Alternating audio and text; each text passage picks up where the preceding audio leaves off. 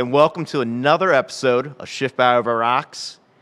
It's a little different tonight, though, or this recording, I should say. We got a special treat, and I got a old colleague and collegiate buddy of mine here, Marshall Jordan.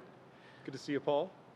Likewise, I'm very happy to have you on. I know we've been talking this for a little bit now. Yeah, we've been bouncing back and forth. I appreciate you bringing me on. Yeah, and I know you want to make things a little interesting. Switch it up from, the scotch or the vodka, but we got some new beer here. I mean, it's good that you're making your rounds with all the different alcohols, so why not give beer a shot? Yeah, absolutely. Why not? Tell everybody a little bit more about you and what you got here for us tonight.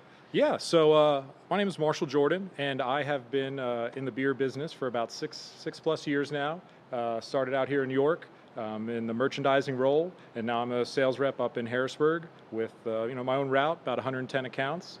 I sell Trogs, but I don't work for Trogs. Like I said, I work for a wholesaler. And while we're talking, I'm going to pour you a beer. I appreciate it.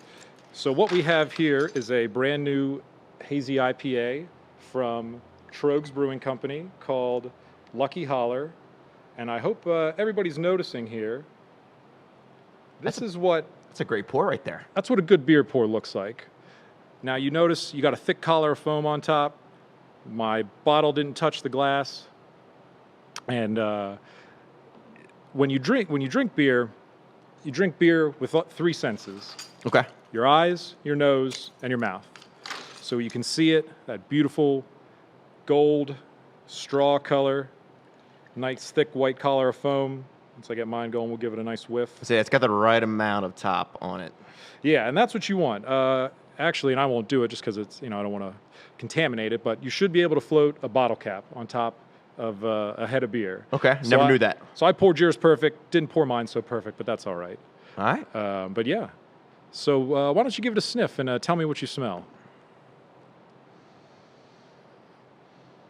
Okay, is a little lemon in there by chance? There's some citrus for sure. Okay. Yeah. That's very sweet. Okay. Yeah, so this is a hazy IPA. Hazy IPAs tend to be a little bit more juicy, get those citrus and tropical notes. Let's cheers it up. We've Absolutely. Let's do it. Yeah.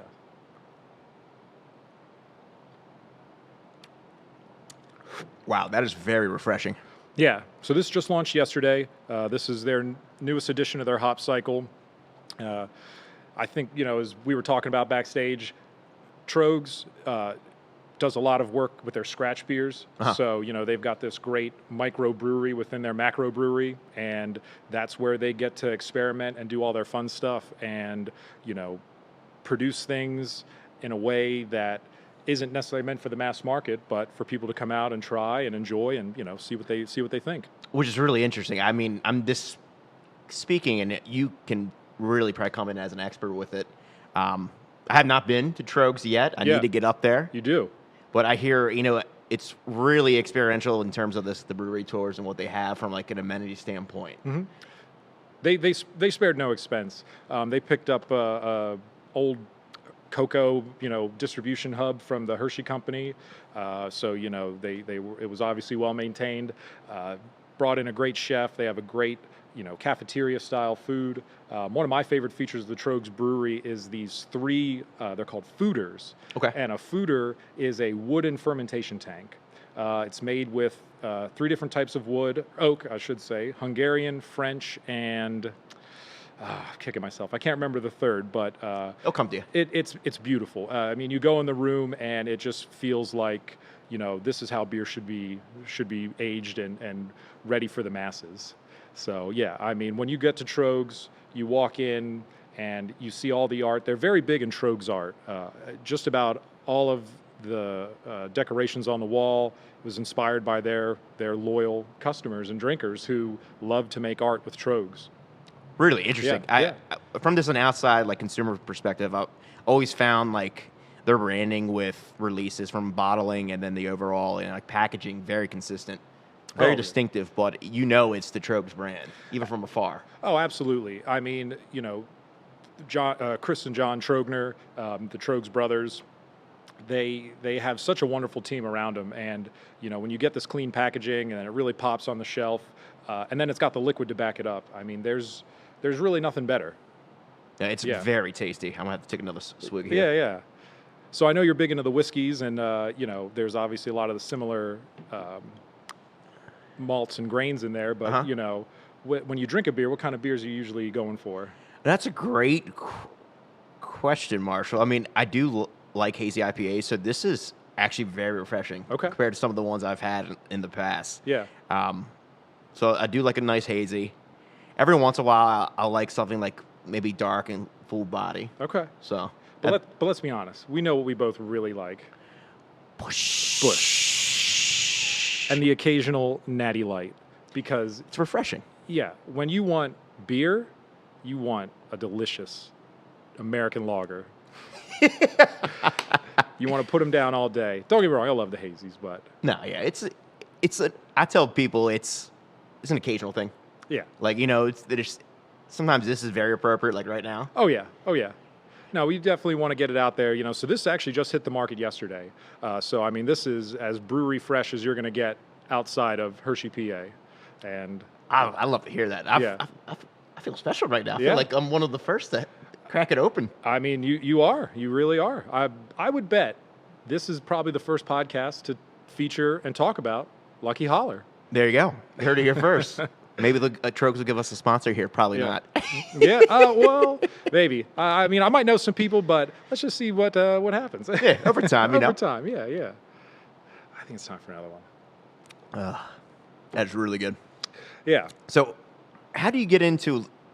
Like, I want to work with beer because just talking to you backstage and this, like, right now, it's just like you're truly passionate about beer.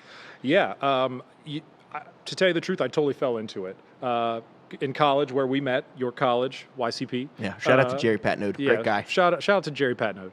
I was bartending at a local bar, and the beer rep came in and hosted a tasting night and did this really fun promotion, and I was blown away by it. I was like, you have the coolest job ever. You are walking around talking to people about beer. They're buying it just because the liquid is great, and then you get to sit down and have some dinner and chat with people, and that's your night, and you're getting paid for it. And, he gave me the number of his boss. I mean, and the rest is history. And I've just been flowing my way through the distributors of central Pennsylvania until I landed where I'm at now. Cool. Yeah. I mean, in terms of like that journey, any interesting stories along the way?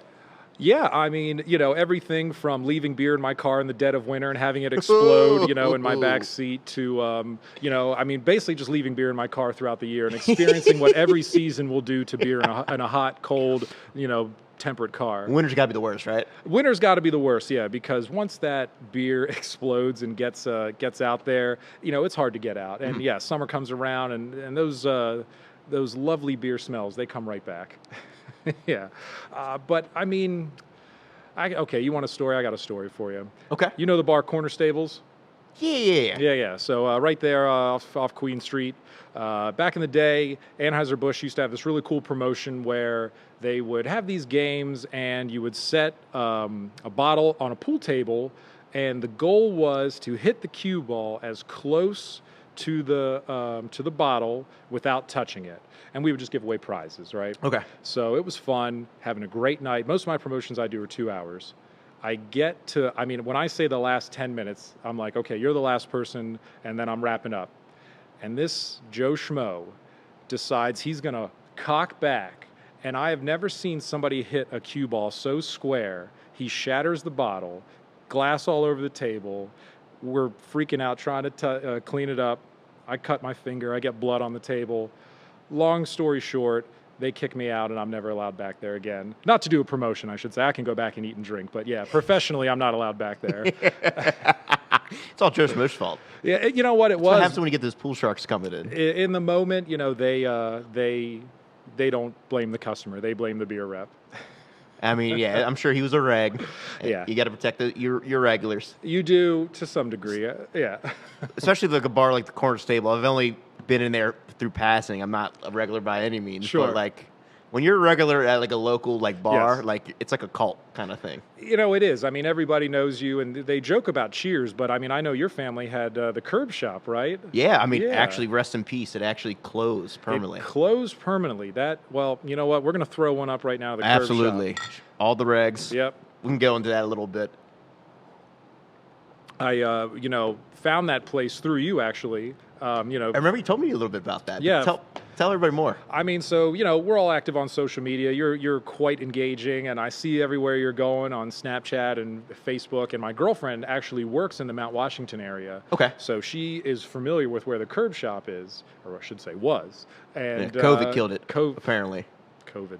And we went down, and I was like, you know what? We're on our way to Baltimore. We're going to have a nice night. Let's stop at the curb shop, get a few drinks. Some of the best oysters I've ever had were at the curb shop. Yeah, they did this oyster special for a while there. Yeah. It was just kind of like to die for. I know. And, in Maryland, if you don't have a good oyster, you don't know how to serve a good oyster, then You shouldn't be doing it at all. You shouldn't be doing it at all. Yeah, And- especially in Maryland. Yeah. And now your family had it for how long? Oh, 23 years. 23. So it was around since 34 up until literally a month ago, not even, Yeah. with everything kind of going on. And my family owned it collectively for 23 years. So my father purchased the bar Yeah. literally 2 months before my mother had me. Oh, okay. So essentially, he bought the bar and he had Yeah. a baby on the way. There you go.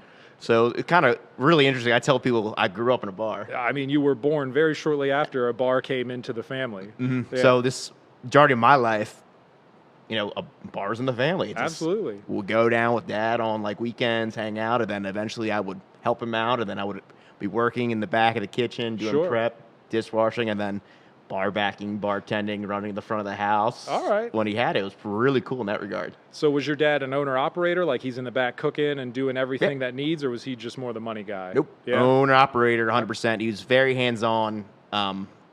Small bar. Yeah. So like it was like situated for like 50, 55 people. Okay.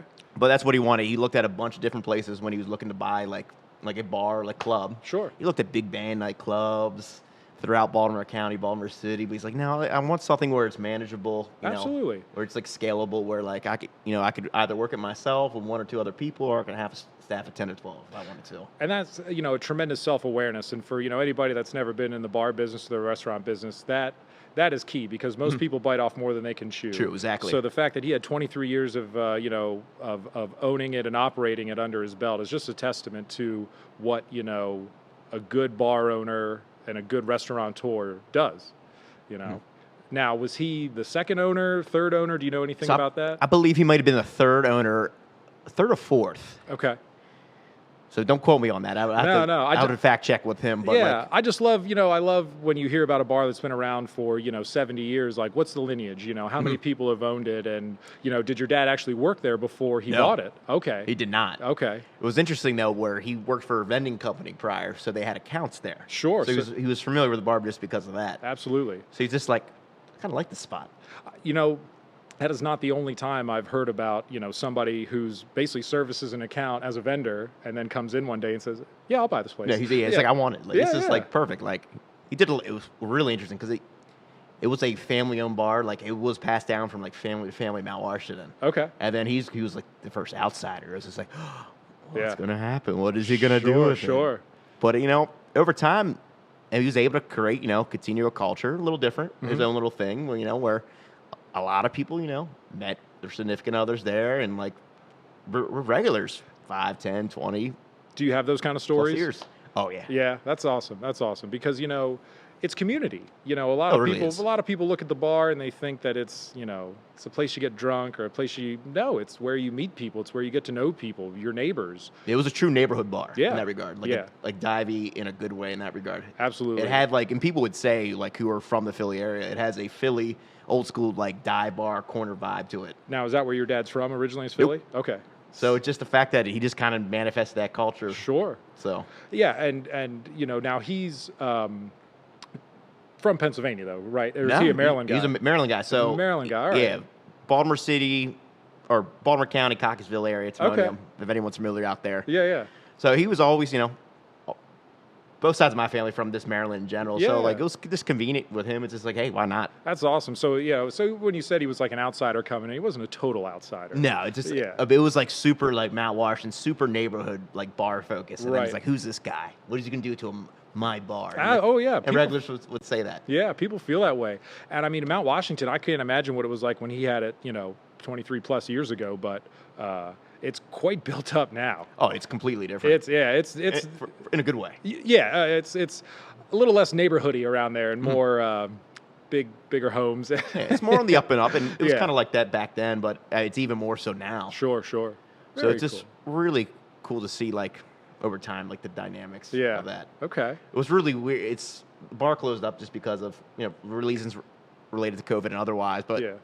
within 24 hours of it going out, a regular of the Curb Shop made a Curb Shop alumni Facebook page, Really? and it has like 100 people in it. Now, are you in it? Oh, I'm in it. Yeah, Oh, yeah. of course, Yeah. gotta be in it. Yeah. That's I awesome. want to be in it. Did you know the individual that made it? Yeah. Okay. Yeah, he was a cool. regular one. Shout out to Webb. Oh, Webb. All right. Hey, you know what? Let's throw one up to Webb making that alumni Facebook page. But it's really cool. It's just like it was some like new regulars from since my dad sold it. A lot of like my dad's old regulars, like a nice mix of people in between. Yeah. And it's just the fact that like they were like mourning like someone died. Like, Yeah. honestly, it's just the fact that that bar was community, like it was really like a full-fledged brand that like people correlated with and needed in their Sure. lives. I mean, when it becomes a staple, and when people say, oh, hey, my friend or somebody is passing through the Mount Washington area for business, it's like, no, you got to go to the Curb Shop. Yeah. You got to get a drink. Yeah. It's worth it. So it was really, regardless of hearing that news about it closing up, it's just Yeah. seeing that march was just like, wow, like this is like has impacted people in more ways than like you could imagine. And it's tough, and I'm certainly seeing it up in my territory, But what I can say is a lot of people, they're not frozen by fear. And, I certainly can't speak to the Curb Shop, but the people I deal with are, Good. they are powering through this. There's anxiety, there's uncertainty, but nobody's stopping. Everybody is moving at full steam ahead. I feel like regardless of what kind of tough times you're going through, you got to have that kind of resiliency. So it's great to Yeah. hear that, like, your clients and customers have that kind of energy. I shouldn't say most, but a lot of them have remodeled, retooled, cleaned, painted. Hey, you good. know the basics that a bar should do. Take care of itself. Yeah. I mean, some bars take care of themselves better than others. For sure. Yeah, it's funny that you say that because I know you have a little bit of a restaurant background too, outside do. the bar business, and I tell people too. It's just growing up in a restaurant and working in restaurants. Yep.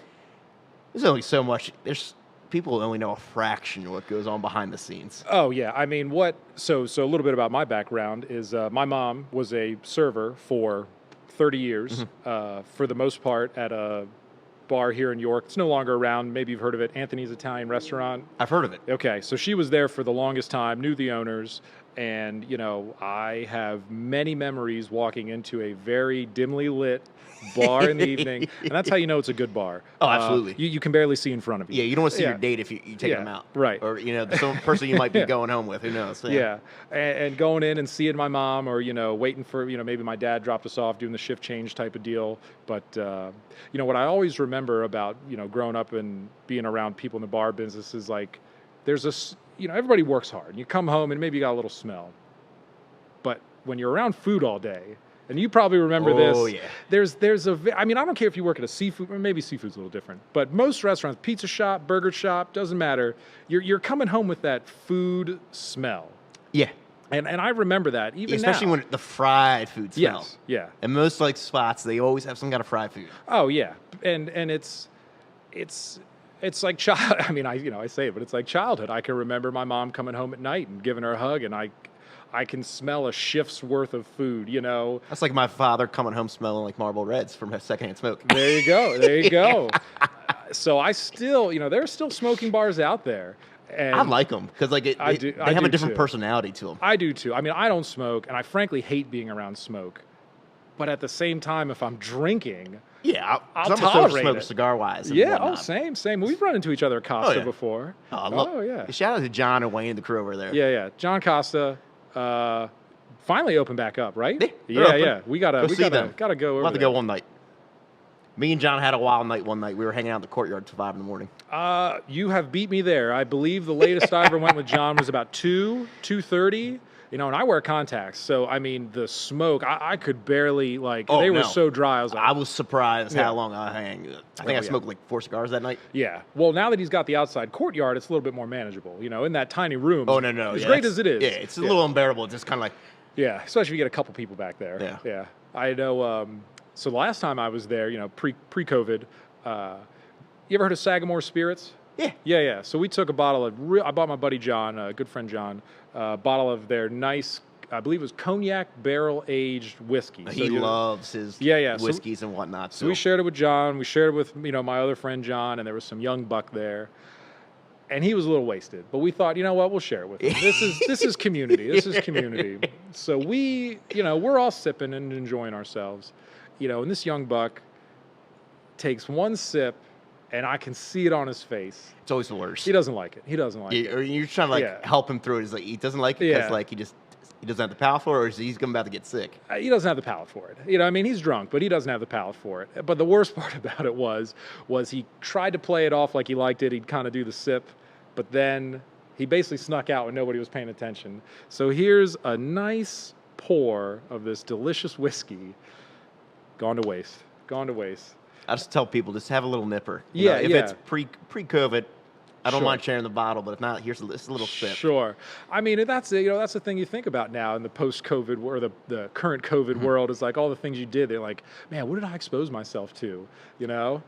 Like maybe you've been really drunk at a bar, and maybe you've seen like a chicken tender sitting on a plate, and the people are gone. So you take that chicken tender because you're wasted. It's happened. And you think, I want that chicken tender. Hey, as long as you're here to tell the tale, then it's... I'm here to tell the tale. Yeah. I'm here to tell... Either it's going to kill or boost your immune system one way or another. I'm batting 1,000 right now. So, I've traveled a little bit and I made it back. Knock on wood. Knock on this sweet bar. Thank you. Yeah. Jesse, Nigel, the whole crew back there at Sword Studios, they killed it. This is actually Jesse's idea about the bar. Yeah. I mean, when you've got the metal railing going around it, it feels sturdy. I mean, you could lean on this thing. Sorry. You can lean on this thing all night. And, yeah. No, I mean, with that, it's just, I remember back when we were kind of thinking of, hey, I want to do a second season, and we're going to do it with the Sword Studios. He's like, let's do a bar, man. Yeah. I'm like, yeah, that'd be perfect. I mean, how do you have a podcast called Schiffbauer Over Rocks or Over the Rocks? Over Rocks. Over Rocks. How do you have Schiffbauer Over the Rocks without a bar? I mean, it was just natural to happen. No, it had to. Yeah, so I'm like, it had to go big. Yeah. So I'll definitely cheers to that. Cheers, man. Cheers. Got a little rain going on, so I know. you hear any kind of distortion, we're going to talk a little louder closer to the mics here, so don't mind us. Plus, we're drinking a little bit, so it might get a little louder, but hey. Right. Well, oh, man, here we go. Yeah, just talking louder and the mic will be good to go. So, it's important everybody knows that you can't have good beer without good water. So we need the rain. So I'm glad it's raining today. Even though it's loud and it might be an inconvenience, I'm glad we got this rain. Oh, no, absolutely. Yeah. We'll be all right. Yeah. But, so that being said, let's get back to talking about beer a little bit. Sure. You asked me what I like beer-wise. What do you like beer-wise? What do you look for in a good beer? What I look for in a good beer, honestly, is what I said earlier. You drink beer with your eyes, your nose, and your mouth. So, first off, it's got to look good. If it's the right type of beer and there's some sediment at the bottom, I'm fine with that. But, some beers you might see a little bit of some stuff, and I'm not really down with that. Smell-wise, I want it to smell like it's intentional. Okay. I don't want it to smell like, that note of, hibiscus. That was that wasn't really meant to be there. It doesn't play well. I mean, and then as far as taste goes, I'll try anything once, twice if I like it, and I've had plenty of natural lights to know I love it. So I would just have to say that I'll try anything. I was much more snobby back in the day, so you're kind of asking me about my trajectory and how I got in the beer business. I was all about trying the local craft beer, and I still am. I have to admit I've transitioned. I'm a Busch. I'm a Natty Light guy. If I'm really celebrating, I bust out the Bud Light. Yeah. If you're really celebrating. If I'm really celebrating, yeah. I tell people, and it blows their mind. Like my palate, I really enjoy like this. Yeah. And if I go out, or thinking hey, I need to take this one chick to Trogs and we'll get some of these. Oh yeah. But I prefer a beer wise, give me a Busch Light or something. Yeah. But ironically, I'd rather have $50, $60 bottles of scotch. So it's a weird, for sure, paradigm. All right, so now you're a scotch guy. Do you like scotch because of that really oaky, smoky flavor, or what draws you to scotch? It's just the flavor. Okay. It's great. Yeah. From the palate standpoint, like it's not for everybody. I always say like, hey, if you want to try this, it's gonna put hair in your chest, and they look at me like, No doubt. No yeah. doubt. But it's like, no, it's okay. You know, like you just don't drink scotch like this. No, I mean, it's certainly a sipper. Now, I know your podcast is called Over the Rocks, Uh-huh. or Over Rocks, excuse me. Do you drink it over rocks, or are you a straight sipper? So, oh no, Over Rocks 9 times out of 10. Okay. Fair Even enough. with like some higher end blends, like yes, you should. The preferred way is to drink it neat. Yeah, no So doubt. you're gonna get the most flavor from it. It's the most proper way to do it. You know, you're not gonna be necessarily diluted by water and or ice, but it needs a preference. No doubt. I like chill drinks, so Yep, same. So, do you get into the American whiskeys or bourbons at all? a little bit more on the Irish Scotch side. Okay. So I would say in the last couple of years, I've really got into rye whiskeys. okay, And I like that spicy note. I like what that's what's unique about American Rise. Yes. In that regard. it's very earthy. Now, I've tried scotch several times throughout my life, but I can distinctly remember the first time I tried scotch. I was actually on an airplane going to Japan, and I got a little airplane bottle of Johnny Walker Black. Okay. And I thought I put a burnt log in my mouth. Now, granted, I was like 20 at the time. Oh, but on no, international Johnny Black will flight. do that to you. Johnny Walker First time. Black will do that to you for sure. But I've had a couple scotches I like. Now, what scotch are you feeling these days? From like a blend standpoint, I love Macallan, Okay. like a 12-year, Okay. Yeah. delicious. Reasonably priced. So it's a little higher end. Okay. So like So it's special. you're paying like $60-some a bottle. It's fair. It's fair. I tell people though, the best mid-tier like blend where you got like a little bit of whiskey, a little bit of scotch with it. Because I'm more of a blend guy more Yeah, than yeah. anything. I like a little best of both worlds. Okay. It's your Jameson. Jameson, I mean, you can't go wrong with it. There's nothing better to shoot out of Ireland than Jameson. No, absolutely. I tell people that. I jokingly, my 3 favorite beverages in the world: Jameson, black coffee, and water in that order. Yeah. All So, right. but really interesting too. I've been drinking a lot lately. Is a lot of Southeastern Asia whiskeys and scotches. Okay. Which you wouldn't think, but if you look into Yeah. the history of how those particular liquors got distilled and like brought there, Yeah. a lot of them are from like Ireland and like Scotland, I believe that. which I is believe very similar processes. that. Now, are they using rice as like the primary grain out there? Or are they, using traditional grains that you would see in, your Irish whiskeys? Similar. Similar. Okay. So yeah, it's Yeah. very similar. I can't like 100% quote unquote depending on, Yeah. but tip of my tongue. But I've been starting to get into that in that regard. So I don't know if you know this, but I believe it was maybe say 2017, 2016 time frame. The first non-Irish Scotch, or maybe it was even just non-European Scotch, won the world whiskey Oh, I'm not surprised by competition. It was from Japan. Suntory is the distillery, and I want to say the bottle or blend was like Toki, T-O-K-I, Okay. something like that. But that to me really said that the world is watching, and they are They're getting in on They're it. getting in on it for sure. They respect like where it came from. Yeah. But it's just like we're going to put our own little spin on it and do our thing with it, which I think is great just from an overall this selection standpoint. I mean, that's what craft beer did. I mean, let's face it. The, pale lager has been the staple in American society for better part of 100 years. Yeah. But there have always been these styles of beer. IPA, India Pale Ale, comes from the long voyage that sailors would take from Europe to what they thought was India, or going over to India. Hops, which are in beer, and proudly prominently shown on these beers, is a preservative. So overly hoppy beers would make that long journey across the ocean. So alcohol traveling far and wide is not new. No, I mean, alcohol is like, if you look at every major event in like human history, I feel like alcohol is tied to it some Yeah. shape or form or another. Yeah. Right or wrong. It's just like, it just happened because of alcohol. I'm trying to think, and I'm going to butcher this quote, but there's a saying that there's wisdom in wine, I can't remember what it was for spirits or whiskey, but in beer there's life. And that's because before we knew about potable water and safe drinking standards, beer was the safest thing to drink. And it was naturally fermenting. Nobody knew about microbiology and yeast, but yeah, I mean, beer, It just kind of like worked out. It's like, they estimate, the general accepted knowledge is that, ancient Egypt, ancient Sumeria, these bakers would throw their spent grains out into a pot, rainwater would get into it, and microbiology would just happen. And next thing you know, a fermented beverage would be there, and it was healthier to drink than the water at the time. Makes a lot of sense, though, in hindsight. Yeah, it made you feel good. And that's what they probably thought it was healthier. Well, you know what I mean. They wanted to feel good. I imagine life was pretty hard back then. Yeah. So I think you ready for another beer? Oh, absolutely. All right. Let's get this going. Crack another one open. Yeah. Lucky Holler. Lucky Holler. Oh, excuse me. So I'm not too sure where they got the name for this. Yeah, I was about to say, like, what goes into like a name, you know? So I don't know what went into this name, but I can tell you that what goes into a lot of beer names is they're very, punny, and they're very like on the nose. So Trogs has a beer that they brew with a type of hop called lollipop or lollyhop. And, you would think with so many craft breweries out there that a name like that, I mean, that would have been taken day one. Yeah.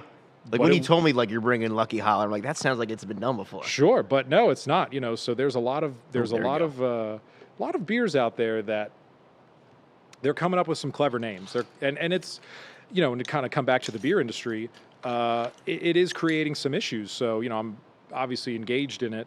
You're familiar with Dogfish Head, right? Yeah. So they're big. They know what they're doing. There is a smaller brewery, I believe it's in Florida, who had a beer, or the brewery was called Hogfish, because that's an actual fish in the Gulf of Mexico. Okay. Dogfish Head sent a cease and desist, politely worded, but basically saying, look, your brand is very close to mine, and I'm going to ask you to stop. Now, you being in the branding and marketing world, what's your take on that? So it's like, to what reason? So it's, Yeah. I don't know anything about hogfish. Sure, And a little bit about dogfish, but it's one thing, all right, very close. Yes. I think a cease and desist is warranted if they're modeling, like, aesthetically, even like similar names of their product line, similar to Dogfish. At that point, then yes. Okay. Otherwise, to me, it's just a coincidence. Yeah. Being that they are where that fish is native, I could kind of side with that brewery. But at the same time, yeah, I can see where you're coming from. If you're Sam Calagione from Dogfish Head and you've spent 20 plus years building this brand, yeah, being one letter off is a little frustrating. Yeah, and if you see similarities in like their lines and how they're branding, positioning themselves, then by all means, yeah. Yeah. It's more than just, one piece of evidence to kind of like, okay, this is a little more of a coincidence here. Right. And from what I know about the story, and I don't want to cast a bad light on Dogfish Head, but it seems like they resolved it amicably and everything was good. Yeah. So you haven't run into anything like that in your sales and marketing travels, No, thank goodness. No, yeah. There's no, Mythbauer out there or something, No, not that I know of. Very, very close to, I tell clients, though, it's just like with certain things you do, you should trademark or look into it. Okay. And when it comes to... Is that cumbersome? Yes and no. Okay. So it's just kind of depending on what you're trademarking. Especially if you're starting like a new business, like trademark your logo, your name, the whole kind of 9 yards, that like IP. But you can't just trademark anything, right? No, you just can't trademark anything. Sure. Like if it's common, is that how that works? Yeah, it's just like if you can't necessarily own the right to that. Yeah, like the word, I don't know. Usually there's usages tied to it. So like I'm trademarking just for this usage.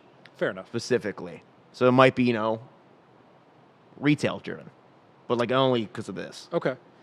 But another thing too, I really make note of clients being wary is like, especially when you do, or let's say you get a new logo, make sure your typefaces you pay licenses for. Okay. Little things like that. Yeah. Like some are royalty free, but if you're using some kind of custom typeface, Yeah. like you need to like pay for that license. So if you were to unless you own it outright as like a custom like typeface, which is Okay. really interesting from a design standpoint and legality of that. Yeah. Like how do you own the letter A? But you own the letter A drawn in a certain Yeah, way. it's a certain style. So like it's Sure. like fonts essentially. Yeah. So, where was I going to go with that? So if a brand so Trogs used to have a different logo. It was yellow. It was black. It wasn't this typeface. So they obviously have the IP to Trogs. But when they rebrand and they get a different font, how does that work? They likely file probably a different trademark. Okay. And then with that is if they have let's say if this is a very like specialized font, they probably like paid for it or like licensed to it, whoever created it. Okay.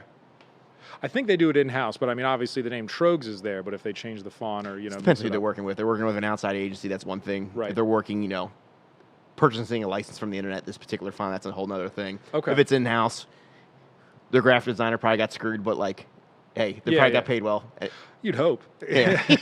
Right. Maybe stick around a little bit. Well, I mean, I can speak to Trogs a little bit. I know they take care of a lot of their employees. The guys that have been around since day one are very proud of their number, and that is the number that they were hired, in order. So Chris and John, the brothers, awesome. they're employees 1 and 2. They're I believe he's their VP of operations. He's like employee 3. The guy that I deal directly with, big shout out to Phil.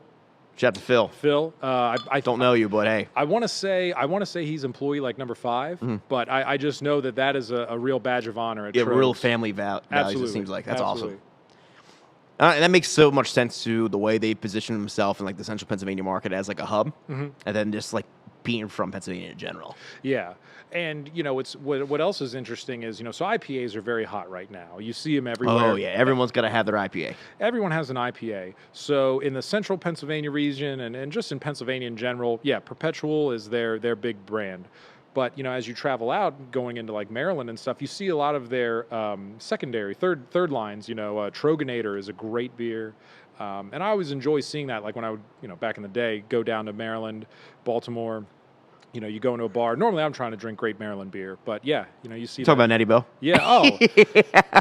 I just want to say, anybody that thinks Natty Bo is not a good beer, I would love to have a Natty Bo with you because I will tell you all the wonderful things about Natty Bo. I love Natty Bo. It is. And wonderful. Honestly, like I feel like a total like putz, but I'll do it up here. Like the restaurants that they'll have like a Botini. Oh, okay. Like I'll pay $4.50 for a Botini, even like I know it's like I can get it $3 anywhere in Maryland. Yeah. But like I'll do it just for the nostalgia purposes. Have you ever had I can't remember the name where they put the Old Bay around the can? That's what they do with the Botini. That's a Botini? Yeah, like Rockfish up here does it. I'm like, I know it's overpriced, but I don't care. I love this right now. Let's do it.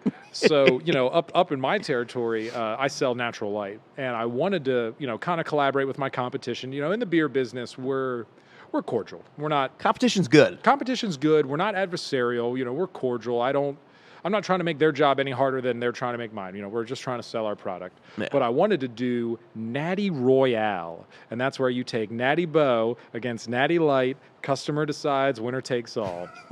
Like it's a blind taste test. Like not so much. Well, you can clearly tell the difference between the two. No, you can. Yeah, but more about the fact that like let's just go with, what's going to sell more. If we're going to do a promotion tonight, what's going to sell more? Yeah, like if you're like same price, what's going to sell more? Yeah. Like let's get it on. And then after that, because let's face it, if it doesn't make dollars, it doesn't make sense. And if the beer doesn't sell, why have it? Yeah. So, it's almost one of those ways that I would love to, in a sense, kick Natty Bo out. But at the same time, give them their shot because they're a great beer. Mm-hmm. I'll cheers to that. Yeah, for sure. Boom. Cheers.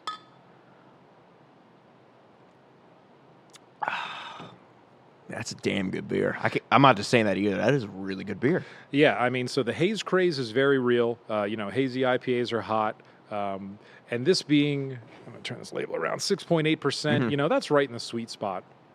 I think Perpetual's a little bit over 7. I don't have all of them memorized. But they also have, Trogs has a little bit lower alcohol hazy pale ale, and that's kind of splitting hairs. IPA. I've had that before. Yeah, Haze Charmer. Now that's like in the 5.5 range, and that's incredible.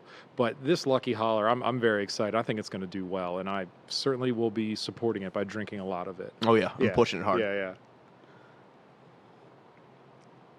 Oh man. So we met in college. I was about to say, I was literally about to bring that up. Yeah. So let's bring it back a little bit. Let's go back. So I'm sure we had a couple classes. We definitely had a couple classes together, but the one that stands out, Dr. Raja, operations management. Oh, that was a heavy one. It was a heavy one. And we were on a team. I remember Kelsey. I remember Roland. And I want to say there might have been one or two others. That was actually a really stacked team if you think about it. We were because, we had to do this final paper basically on the operations of making this widget, as you do in school. And we set the standard. Mm-hmm. And I have often thought about that sense about how, while I like to hype myself up and think, I'm the shit, it's the team you're around. It's team effort. I couldn't have done that without you. and I thought I think that, vice versa. Yeah, yeah. We had a really good team. Like Kelsey, Yes. Brainiac. Yeah. Hope she's doing well out there. And Roland's just like a hard worker. Yeah, Roland. Very insightful. And he was, and I did distinctly remember Roland being a little bit more of a stickler than everybody else. I remember times we're like, man, let's wrap this up. We've done good enough. And he said, no, we're not done yet. And that's how we got the best grade he ever gave. So up to 2016. I don't know what he's done since. Yeah. No, and yeah, he was one of these professors for those out there. It's just like, and just your college in general, like I'll give the shout out. It's just like they have certain professors in their business program, they'll push you to their limit. Yeah. And I know Raja and a couple other professors in that department, and still, it's just like you have applied experience from coming in to teach. And that's what I loved about, going to your college was I wanted that experience. I wanted people to, do you remember Dr. Lepson? Did you ever have Dr. Lepson? I had him for like principles of marketing, but it was great. I mean, Okay. it's probably the best like one-on-one principles class I took across every discipline. So he's like it was very meaty. Yes, honestly, and he's incredibly intelligent, and he a little bit of a curmudgeon, a little older guy, but he's up there now. But hey, but he made no bones about it that there were some professors at your college that were what he would call one book ahead of you. And there were others that really were experts in their field or, really knew what was going on. And I always, was appreciative of the fact that we had that, we had that resource. It was right there. Yeah, I feel like a lot of students going through other programs can't necessarily say that. And I think the thing that made your college very unique, and anyone who's considering college out there, it's just, a school like York, it's still small to the degree where as you getting into like your actual program, your classes are so small. Oh yeah. Like if you're like engaged, you can have a very awesome relationship with your professor. Sure. Where you're not necessarily just a number, but like you actually can talk to them and have a conversation based on what's going on. Yeah. Which is very impactful. It is. And it frees you up on the weekends to do the fun stuff you want to do. Oh, absolutely. Party, Yeah. Now, all right. So, we've been talking about the good stuff, the classy stuff. You ever get out to Philly at all? Yeah, every once in a while. All right. So, you like some dive bars out there. What would you say, or, not necessarily what Philly. I can remember, at least. Yeah. What would you say you look for in a dive bar? What's your go-to? What do I look for in a dive bar? I like smoking atmosphere. Okay. Even if I'm not a smoker. Yep. To me, it adds an aroma to it. There needs to be some kind of pool table or some kind of, like, entertainment device. Curb Shop had the pool tables. Oh, yeah. Yeah. Oh, yeah. So have you? I've been to the original Patty's Pub. I'm sure you're a fan of Always Sunny in Philadelphia. Oh, I need. Whew. Yeah. I'm a little envious right now. All right, I don't get envious. That's awesome. So the original Patty's Pub is the epitome of a dive bar. So much so that when my friends and I went, maybe a year or two ago, oops, the bartender, we order our drinks, we're sitting there chatting, talking with each other, and I just happen to glance over, and the bartender is pouring himself a shot. And does a shot all by himself. Oh, absolutely. Doesn't look around, doesn't, Your dive bar bartenders are like borderline alcoholics. Yeah, and Well, most bartenders are borderline alcoholics. Yeah. Ugly truth. Ugly truth. Most cooks, if you've ever eaten at a restaurant, you have interacted with an alcoholic. But go on with the Patty's Pub story. So the Patty's Pub story, we're sitting there, we're talking to this guy, we see him take a shot by himself. And we're asking him, we're like, look, we're huge fans of the show. We came here specifically for this. He's like, I know. Everybody does. And we're like, how true is it to the show? And he goes, well, I want you to know something. And I believe it's the character that plays Mac actually would go there and drink. And maybe even at one point, don't quote me, work there or something to the effect. But yeah, I guess the owner of Patty's Pub is based off Frank Reynolds. So the craziness that you see, happening in the basement, the Vietnamese gambling. It's Frank. It's Frank, and that very well might have happened at Patty's Pub in, I don't think it's South Philly. It might be Center City, somewhere there, but yeah. He wants to live in filth. Yes. He wants to be degenerate. Yes. I mean, and who doesn't want to be? All right, I'm glad you brought up the D word because I'm a degenerate. I think we all are to we an all extent. are. We all are. I think if people are kidding themselves that they're not. Yeah. We all have degenerate-like moments. Yeah. We just get a little older, a little more, regal with them. Yeah, sure. So a great degenerate moment I had, anybody's considering the beer business, so you win incentives. So not only do you get paid in the beer business, but there's also like incentives along the line that aren't necessarily monetary. And one of the big incentives we won for 2019 was we got to go to Cancun. Ooh. All expenses paid, went to Cancun. We were degenerates in Cancun. So we stayed at this all-expensive resort. And another funny story. I don't want to get in trouble for this. But we got to go because we hit some goal for Corona. We sell Corona. We go to a resort that only sells Dos Equis.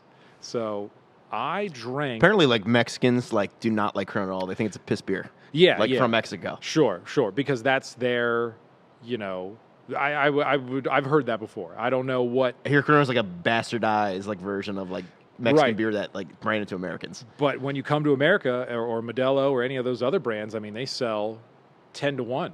I mean, than Dos Equis. Mm-hmm. I think it's, just kind of some beer knowledge. I think like in Los Angeles County, Modelo sells 10 to 1 to like Bud Light or some, what I Really? mean? Some brand there's again, I'm messing it up, but Modelo is king in like Los Angeles County. Well, demographics too. No doubt. Yeah. But I mean, when you think about a company like Anheuser-Busch or Miller Coors, the fact that somebody is whooping them in a major metropolitan area is like, whoa. When you're the king of beers in America, No doesn't shit. matter what the demographics are. No doubt. And it is the king. I have had many a good nights on Budweiser. Yeah, I like a nice little Yeah? little Bud. It's an American classic. It's a staple. It is. And there's no getting away from it. People want to look down on Bud, turn their nose up to Bud. You've never drank Bud. That's all I'm saying. It's almost as iconic as Marlboro, like Reds, honestly. Yeah, I'm And the not Cowboy Killer. Yeah. I can't endorse the Cowboy Killer. No, But I can I mean, endorse. I can't, I but- can endorse Bud Heavy. I can endorse Big Red. Yeah. But Frank Reynolds is essentially a real person. I'm not surprised. Yeah. From what we were told, Frank Reynolds is a real person to a degree. A true stranger in the fiction, so it makes a lot of sense. Yeah, absolutely. I mean, there might be some theatrical liberties taken, but Oh yeah, everything's romanticized to an yeah, extent. no doubt. Now, right outside of Philly, we're talking on the D-Gen train. Have you ever been to a strip club called Lou Turk's? No, it sounds like I need to go there though. So if it's in Delaware County, Delco. Shout out to Delco. A lot of nice Delco girls out there. Shout out to them. We love Delco. Go Birds. We call, Uncle Lou, or Lou Turk's is known locally as Uncle Lou's. And that's a great time there. It's right next to a Wawa. So if you're hungry, just step out, go to the Wawa, get a hoagie, come back in, get yourself a lap dance or whatever. I wouldn't recommend eating at a strip club. I know they do it, but I wouldn't do I've had the best mac and cheese in the world at a strip club, believe it or not. it. Really? It was at the Penthouse Club. It was the owner. They had a customer appreciation event, or Okay. client appreciation event. I wasn't a client per se, but I was a friend of a client. There you go. And I was allowed to come as a +1. Okay. So they had a free buffet, some short ribs, some mac and cheese. Yeah. You think buffets are coming back in the post-COVID world? At strip clubs, yes. At strip clubs, no doubt. But no, yeah, buffets. You're gonna have to have servers. Yeah. Like a weddings and like kind of special events. Right. I'm excited. I want to go to a strip club in the COVID world. Like I want to go right now. Oh, I was cracking up, Yeah. and I thought it was genius marketing. But like they're closed now again because of Maryland. But like Penthouse Club puts it on their Instagram when they're allowed to open up. Yeah. They're like, we've been deep cleaning, and they had someone in a hazmat suit with like the sprayer that you see in like. You saw him like Wuhan, like Yeah, yeah. literally like in the club, like spraying. I'm like, this probably never seen a deep clean like that before. I was like, what? Oh no! I mean, It's hilarious. Yeah, let's face it. I mean, even the Penthouse, the Hustler. What's the one with the looks like the circus top, or maybe that's an adult bookstore. I'm not sure. You talking about the block down there? Yeah. Oh, The block. Where's all that? The block's a whole Yeah, another yeah. world. Yeah, the blocks. Whew, if you've never been to the block, if you've never been to the block. But yeah, most strip clubs are a little grimy.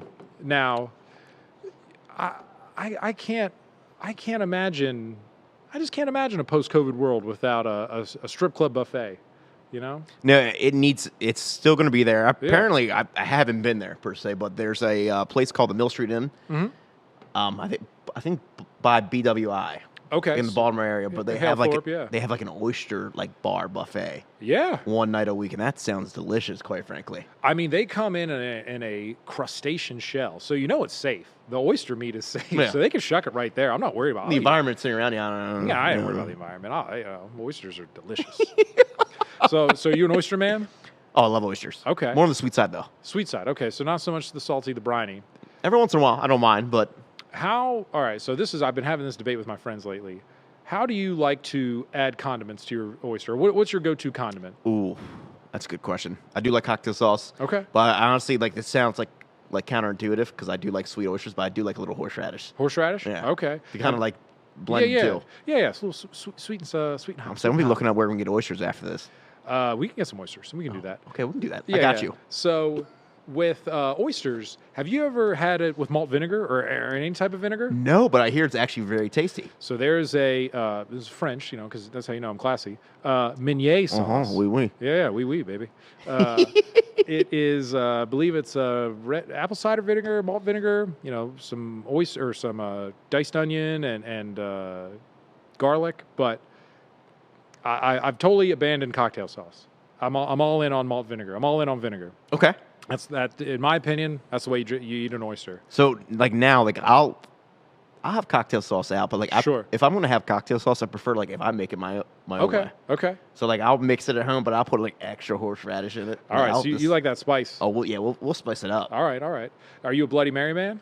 I'm not though. No. Ironically. I'm not big on tomato juice. I was told back in the day working at the curb shop, R.I.P. R.I.P. I think it's just because they were probably still drunk and hungover. But Okay. I've had multiple people tell me, this is the best Bloody Mary I've ever had in my life. I'm Yeah. Brother, I'm glad you're enjoying it. Maryland is a cocktail state. I just want to say that. They invented the Orange Crush. They probably perfected the Bloody Mary. Oh, yeah. Like, they are premier, like, a Bloody Mary state. Yeah. If you want to eat good, you want to drink good, I mean, whatever you think of Baltimore, would you agree that that's a foodie city? It is a foodie city. Yeah. I haven't been here, but I hear, like, it tops Baltimore. Okay. New Orleans. I have not been to cuisine. New Orleans. Just because you get the Baltimore flavor with the seafood in a different degree, Sure. but then you get, like, the French cuisine mixed in and, like, some other fine dining mixed in. I mean, I wonder how different Zatarain's is from Old Bay. They got to be off by one ingredient. No, it's got to be comparable. It's got, like, J.O. seasoning versus Old Bay. It's the same fucking thing. Sure. It's one little spice tweak. Yeah. You get a Zatarain's Bloody Mary. A little New Orleans oysters. I think in New Orleans there's a guy.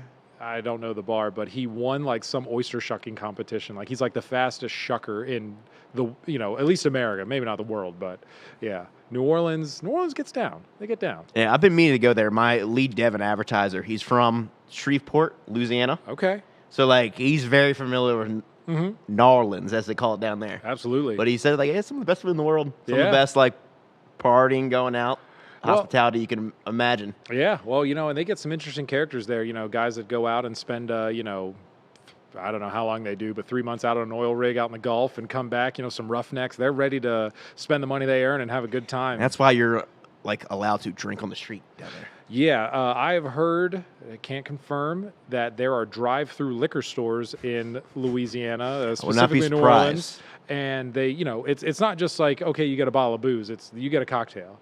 And they and they put it's like a piece of tape. You know what I mean? There's really nothing separating you from your cocktail. Please don't open this up. Like, right, come it's on. like, please don't open this up. Please, we're trying really hard here, guys. Go ahead, open it up.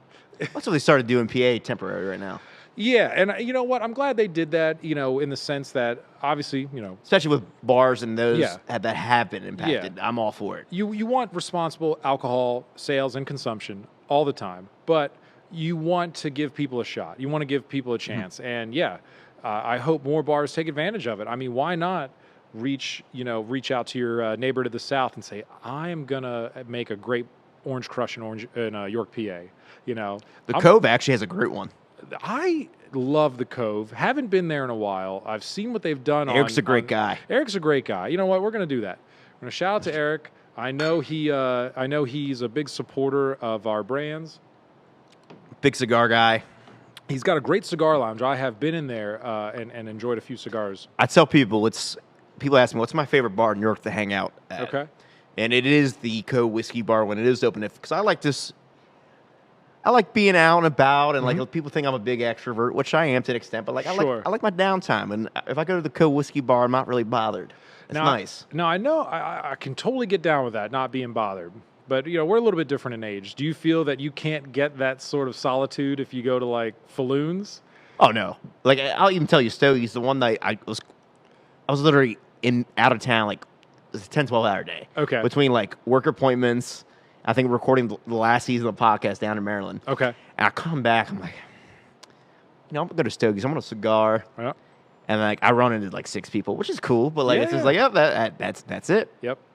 It's nice when you can go to a place and sit down and enjoy a drink, enjoy a. You can go, Yeah. you're there. Yeah, and that's what people like you and me who been around the bar business a while, and we understand and appreciate a good dive bar. Is like there is almost like a zen to just being at a dive bar. Yeah, it's just like you might not know really anybody, or you barely know anybody, But it It's doesn't like- matter. It's like, hey, how are you? Yeah, You might small talk. You might not talk to anybody. Right. You might throw someone on the jukebox. You might just Sure. listen, jam out with them. somebody might buy you a shot. Next thing you know, you're buying them a beer. Yeah. but And then it's next like, thing you know, it's 2 hours later. It's like, oh, yeah, what happened there? Yeah, if you know how to conduct yourself in a dive bar, you can have some of the best nights you'll never remember. Agree to that. As we wrap up here, I remember my buddy Dr. Pat and I, All right. for a while there, where like Stogie's was open Okay. regularly. Yeah. His old pharmacy job, he was off every other Monday. So me, like naturally, like I'm pretty flexible with my client work. Sure. So me and him would go out to Stogie's for a while, Yeah. every other Sunday night. Oh, Sunday Funday's real. Oh no, it was fantastic because like you had your degenerates, Yep. and then you had the weirdest mix of people in there. But it was a great time. You'd either strike a conversation. Yep. Sometimes it might be dead. Sometimes it might be really lively. But it was Yep. nice. White Rose in general. Big shout out to White Rose. Love that place. They run a great business. They overall. do. I have had. I was sitting at, I believe it was the Beaver Street Bar one night. I went in, it was a couple years ago, and this woman was very, very intoxicated. Mm-hmm. And she was telling me one of the most detailed and graphic stories about fellatio Oh, I believe it. I have ever heard. And I'm not a modest man, Mm-hmm. but to the point where I was like, excuse me, are you sure you want to keep talking like this Mm-hmm. in public? And she kept going. It's I love a barfly. I love a barfly. Oh, it's I love fantastic. their stories. I love their demeanor. You can't get away from it, No, absolutely not. Yeah. But on that note, Marshall, it's been a fucking pleasure having you. Paul, Any final comments? you know Shout what? outs? Shout outs. I just want to give a big shout out to, everybody out there who's slinging beer, trying to do it. It's tough out there. Especially right now. And just in Especially right general. now. Like, sometimes those, not to cut you off, No. a lot of people in the service industry are generally underappreciated. It doesn't matter what's going on. No and like, doubt. honestly, you guys are some of the most important people in Yes. the world just because of what you do. It's a thankless job. Your hourly rate is like $2. You're hoping that the person tips you well. Hope. But from the beer sales rep, the food sales rep, to the cook, to the busboy, and everybody in between, I just hope everybody's doing well out there. And I just want to give a big shout out to the service industry. I've made my life around it. My mother made her life around it. Right I there know, with you. I know your family's been there. So we're going to come back stronger and better. This pandemic will pass, but the service industry, the restaurants, It's come back in a big way. yeah, we're here. We're here to stay. All right. Well, hey, another episode down.